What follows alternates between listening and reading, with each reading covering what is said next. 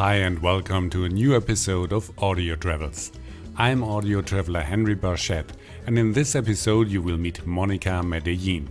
She is the producer and creator of the docuseries Surf Girls Hawaii, which became a smash hit on Amazon Prime. Surf Girls Hawaii is about 4 native Hawaiian surfers who are on the cusp of the most major part of their professional careers. She shares her honest view of Hawaii. There are a lot of struggles and challenges in Hawaii, and it's not all rainbows and butterflies all the time. There are a lot of things that native Hawaiian people are facing now, and we wanted to uncover that. And she explains why travel has a special meaning in her life. Traveling for work is much more than traveling for work to me. To me, it is fulfilling a family dream that my mom had for me and for my sister. So it's something that I will never take for granted. Now, let's meet director and creator Monica Medellin in this special episode of Audiotravels. Hi and welcome. You are listening to an episode of Audiotravels. In this episode, I talk to Monica Medellin. She's the producer and creator of the docuseries Surf Girls Hawaii on Amazon Prime.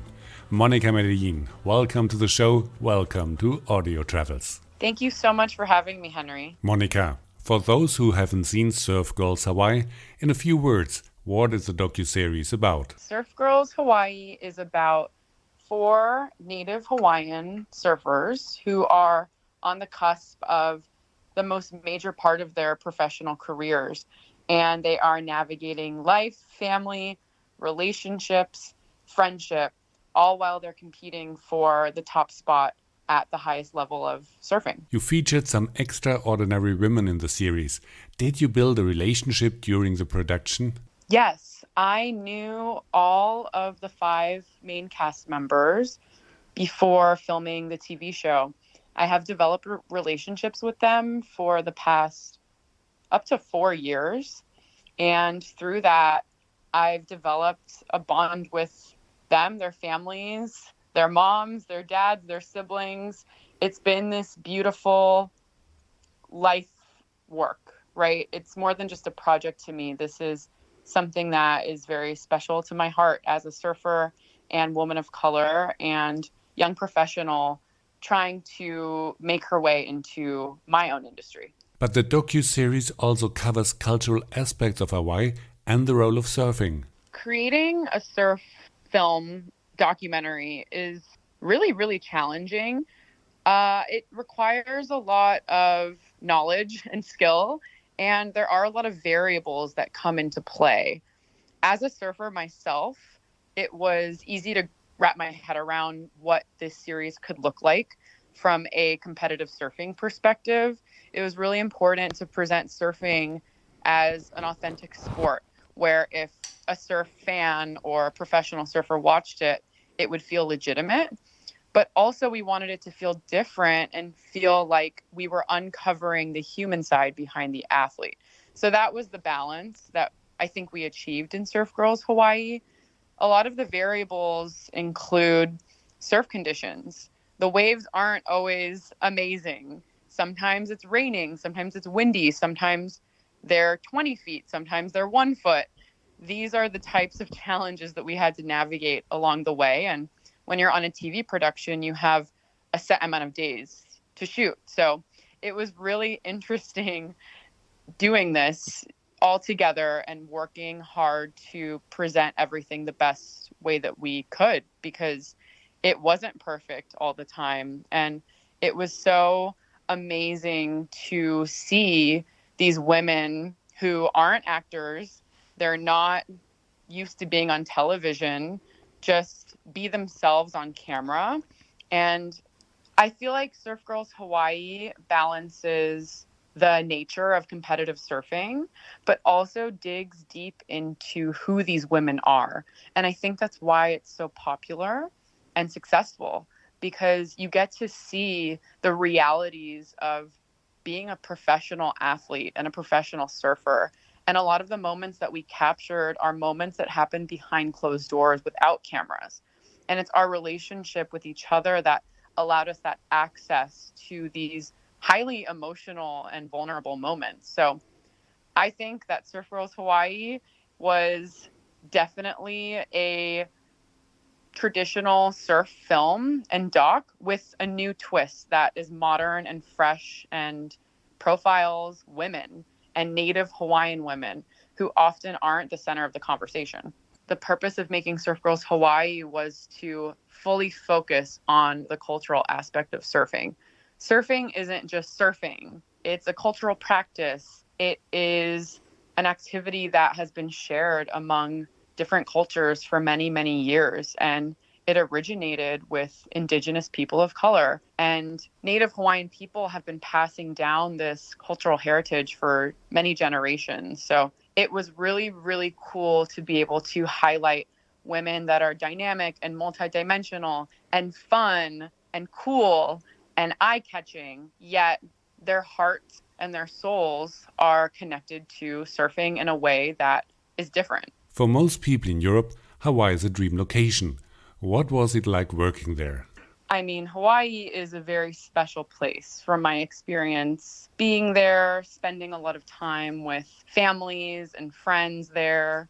It is breathtaking and incredible. The thing that we wanted to avoid was glossing over the fact that there are a lot of struggles and challenges in Hawaii, and it's not all rainbows and butterflies all the time. There are a lot of things that Native Hawaiian people are facing now that are very relevant. And we wanted to uncover that in the sport of surfing. What are the challenges and the issues to access that maybe Native Hawaiian people face that others don't have to? And I think that the 5 cast members in Surf Girls Hawaii were the perfect representatives of that, and showing that you can do it and you can learn how to surf and you can compete at the highest level of surfing, even if there isn't Native Hawaiian representation at the moment at a high level. I read that you travel the world working on a number of interesting projects highlighting minority athletes. Where have you been so far? Oh, wow. I was lucky enough to work on a 4-part documentary series for Nike Global. And that project took me to South Africa. It took me to New York for New York Fashion Week. I've been recently to Tahiti for the Olympic Channel, doing a shoot on the Paris 2024 Olympics. And my documentary work has taken me to places that I would have never imagined I would have the opportunity to go.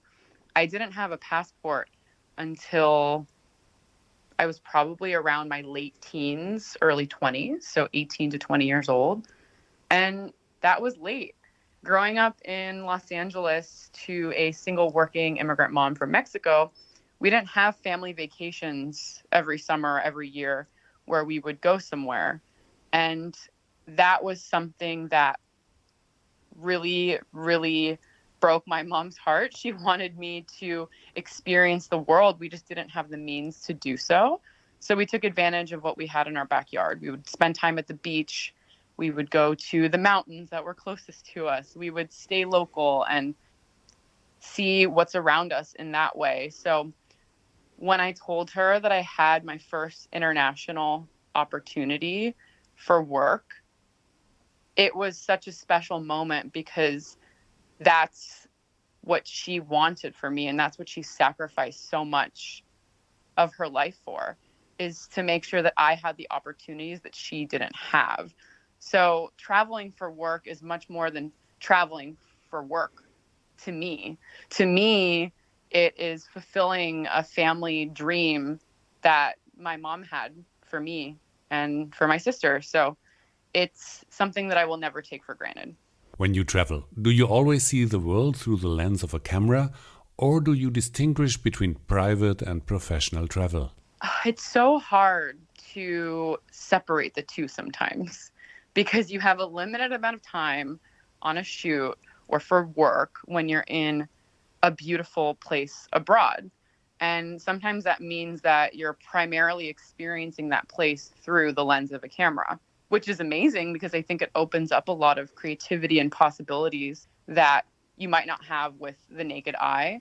But now I make sure that I take some time to have an extra day or two at the end of the shoot or in the beginning or even during the shoot, taking a few minutes to go explore something new that would be on my travel list if I was just a tourist. So I think that's been a learning process because when you're traveling for work, it's definitely hectic. But I try to really carve out that time in that way to make sure that I'm taking full advantage of the place. And it's funny, for my last shoot where I went to Tahiti, we were at this legendary surf spot called Teahupu.